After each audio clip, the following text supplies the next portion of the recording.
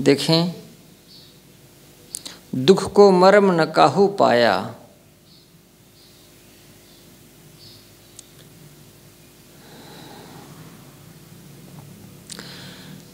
लोग कहते हैं हम बहुत दुखी हैं। गुरुदेव ने लिखा है, उनसे पूछा जाता है किस बात का दुख है, तो इसका उत्तर नहीं दे पाते, समझ नहीं आता क्यों दुखी हैं। मन अशांत है इसलिए दुख है। तो मन क्यों अशांत है इसकी भी उन्हें समझ नहीं।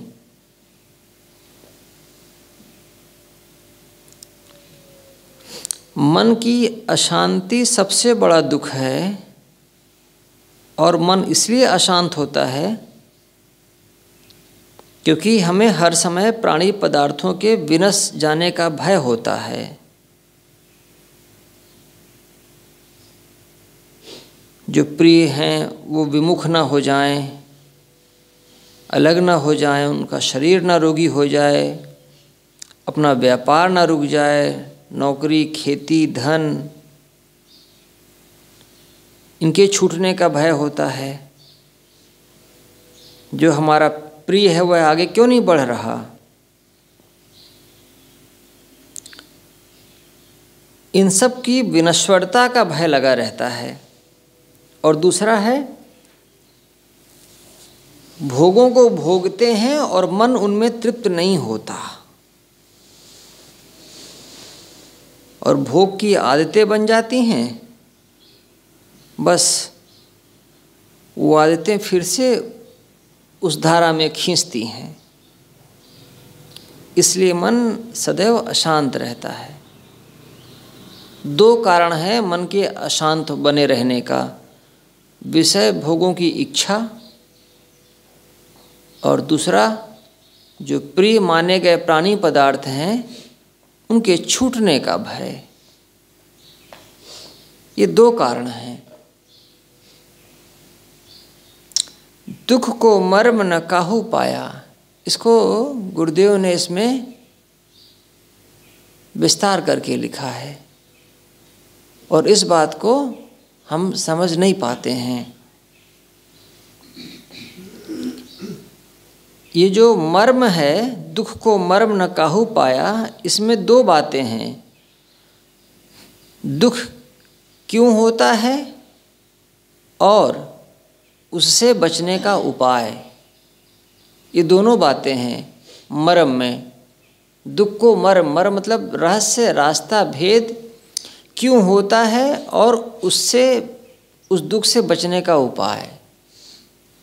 तो भोगों को भोगने से चित्त की जो जलन बढ़ती है वो, और प्राणी पदार्थों के छूटने का भय,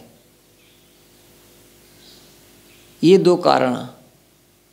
और इनसे बचने का उपाय साधु गुरु की संगत और खुद का यथार्थ बोध, खुद के प्रयासों के द्वारा। ये इसकी व्याख्या में साहब ने इसको खोला है।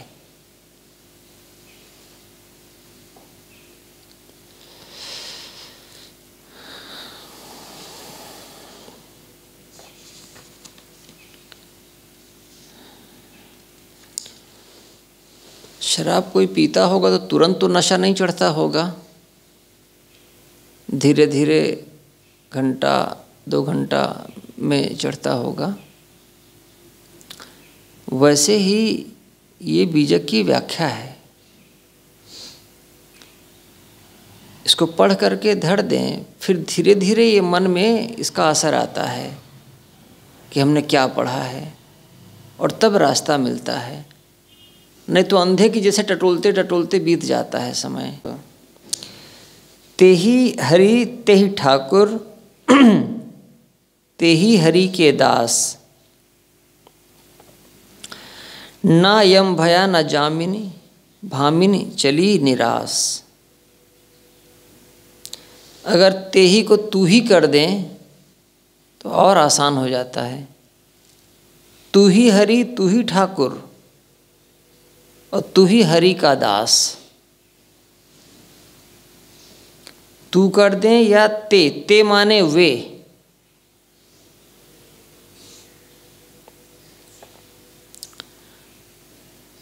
वही हरि है,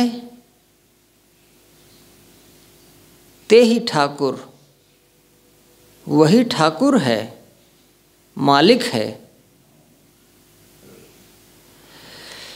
ते ही हरि के दास। और वही हरि का दास भी हरि का सेवक हो जाता है। इसकी व्याख्या में गुरुदेव ने कैसे खोला है इसको, ते ही हरि, ते ही ठाकुर।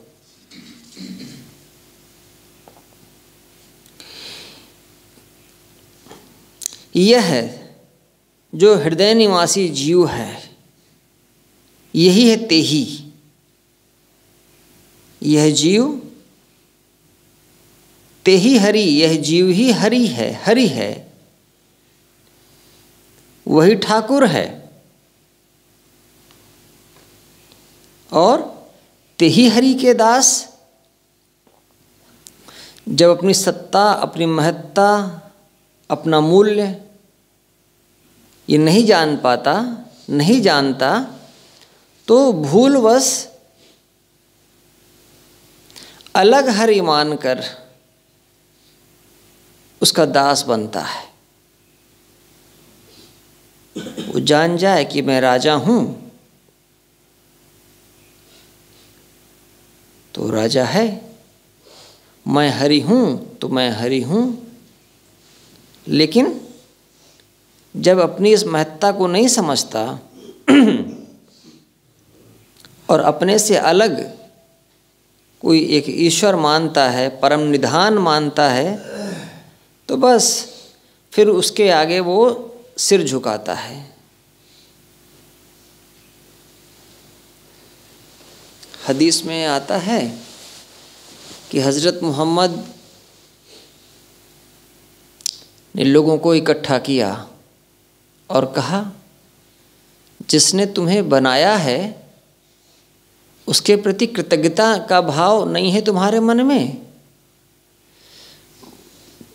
क्या उसके प्रति अपने इस कृतज्ञता के भाव को ज्ञापित नहीं करोगे? तो करेंगे, लोगों ने कहा। कैसे करोगे? तो सिर झुकाया करो उसके सामने। हाँ, तो झुकाएंगे। तो कितनी बार झुकाओगे? तो 24 बार झुकाएंगे, 18 बार झुकाएंगे, 12 बार झुकाएंगे। करते करते लोगों ने कहा, जब इतना सिर झुकाएंगे बार बार तो काम कब करेंगे? बार बार सिर ही झुकाते रहोगे मस्जिद में जा कर के, तो काम कब करोगे? तो अंत में कम कराते कराते 5 बार पर बात आई है कि दिन में 5 बार नमाज पढ़ लो, बस हो गया, इतना पर्याप्त है।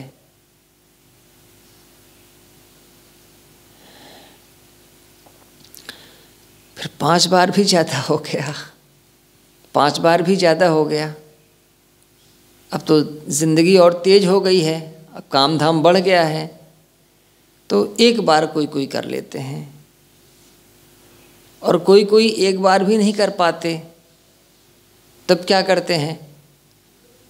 हफ्ते में 1 दिन शुक्रवार को जुम्मे की नमाज होती है, फ्राइडे को। तो जो मुसलमान हैं जहाँ भी हैं, वो अपने मन में इस बात को बना करके रखते हैं कि हम सप्ताह में हर रोज़ नहीं कर पाते हैं तो कोई बात नहीं, कम से कम वो फ्राइडे की जो दोपहर की नमाज है उसको हम अता कर सकें। तो अब वो पहले उन्होंने 5 दिन कहा था रोज़, अब वो हफ्ते में भी 5 बार नहीं कर पाते, कोई कोई 1 बार कर पाता है।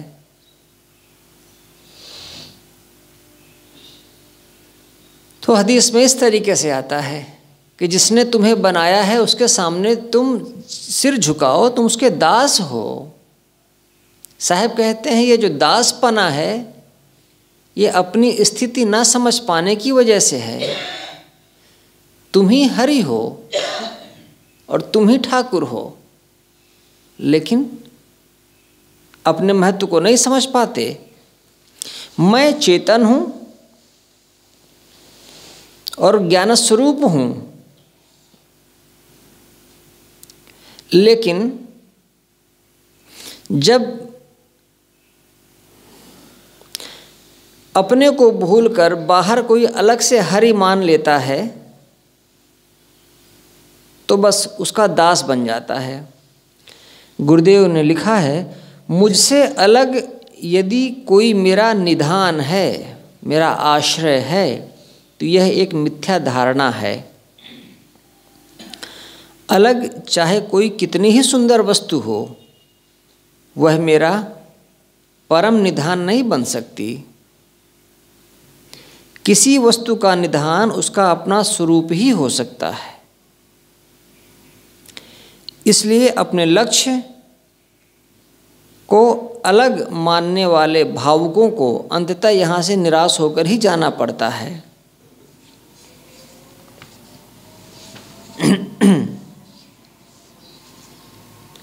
इस प्रकार तेहि हरि तेहि ठाकुर तेहि हरि के दास।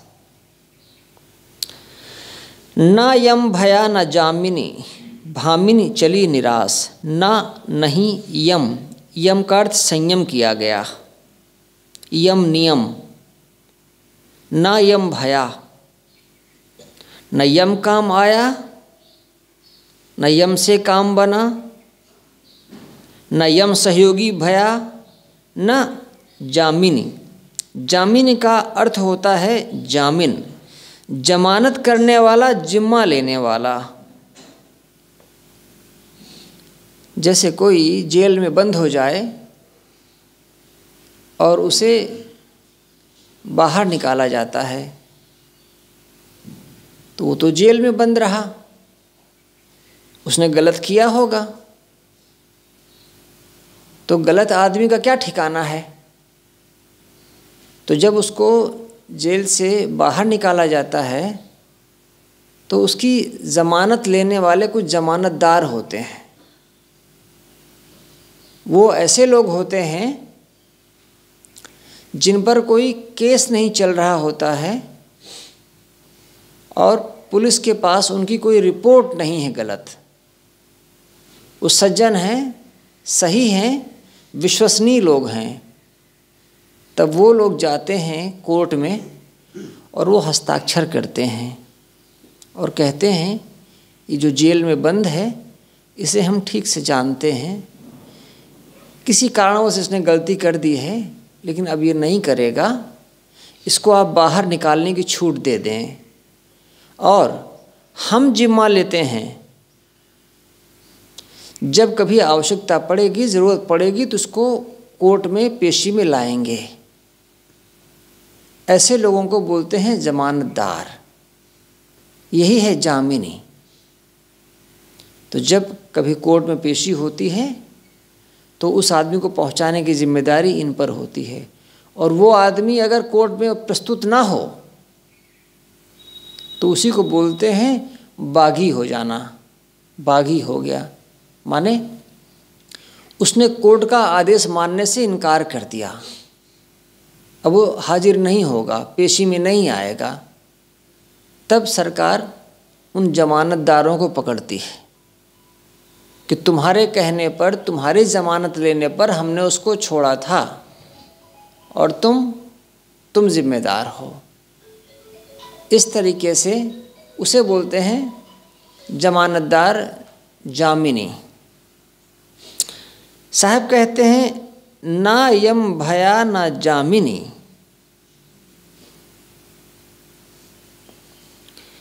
अगर तुम हरि के दास बन जाओ, अपना परमाश्रय परम निधान तुम बाहर किसी को खोजने लगते हो, तब तुम्हारी क्या गति होगी। ना यम भया, न संयम काम देता है, न संयम काम आता है, न जामिनी, न वो गुरु धर्म के मुखिया न वो काम आते हैं जो ईश्वर तक पहुंचाने का जिम्मा लेते हैं, न वो काम आते हैं। और भामिनी चली निराश, भामिनी कहते हैं नई नवेली दुल्हन को, जिसकी पति से मिलने में बड़ी उत्सुकता है, उत्कंठा है, कामना है मन में, बहुत सजती संवरती है और बड़ी कोमल है, उसके लिए शब्द आता है भामिनी। भामिनी चली निराश, कोई स्त्री है, वो सज संवर करके और मन में मिलन की चाह लिए हुए अपने प्रेमी का, पति का इंतज़ार करती है और वो नहीं आया तो उसका सारा सौंदर्य, सारा तामझाम व्यर्थ हुआ। साहब कहते हैं ये लोग जो परमात्मा, किसी अलग परमात्मा को, अपने से अलग माने हुए परमात्मा को ताकते हैं, देखते हैं जिसकी राह, और उसको पाने के लिए ये कैसे करते हैं? भामिनी दासी बन जाते हैं, स्त्री जैसा स्वांग रचते हैं। इन्हें अंत में निराशा ही हाथ लगती है। भामिनी चली निराश। कोई ईश्वर को पति माने और अपने आप को पत्नी माने और मान करके ऐसे ईश्वर की आराधना करे तो क्या होगा? वो ईश्वर आएगा नहीं, आएगा तो चला जाएगा, वो उसका परमाश्रय नहीं बन सकता। अंत में ऐसे लोगों को बस निराशा ही हाथ लगती है।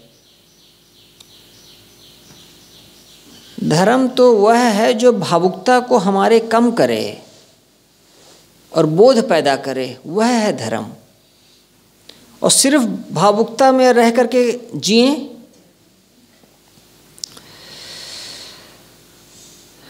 लोग अपने से अलग ईश्वर मानकर अपने आप को उसकी पत्नी होने की कल्पना करते हैं। साहब उन पर व्यंग करते हैं, उन्हें भामिनी कहते हैं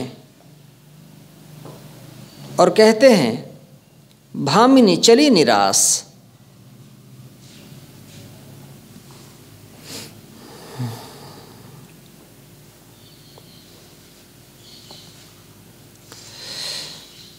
बाहर परमात्मा मानने की दिक्कतें, इस अवस्था में ना उनका संयम नियम काम देता है, न साधना, और न वे गुरु लोग काम देते हैं जो ईश्वर दर्शन कराने का और ईश्वर से मिलाने का ठेका लिए घूमते हैं।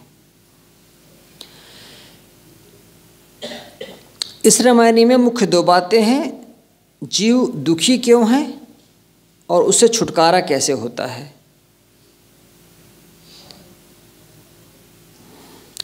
साहब ने बताया कि जीव इसलिए दुखी है क्योंकि वह संसार समुद्र के भंवर जाल में पड़ा है, क्षणभंगुरता के भंवर में उसने आसन जमा रखा है और नश्वर भोगों में अनुरक्त है। दुखों से छूटकर चिरंतन सुख शांति का रास्ता बताया कि तुम्हारे अपने हृदय में निवास करने वाला तुम्हारा अपना चेतन स्वरूप ही राम है। वह अविनाशी है, वही परमात्मा है, वही अपने आप का स्वामी है।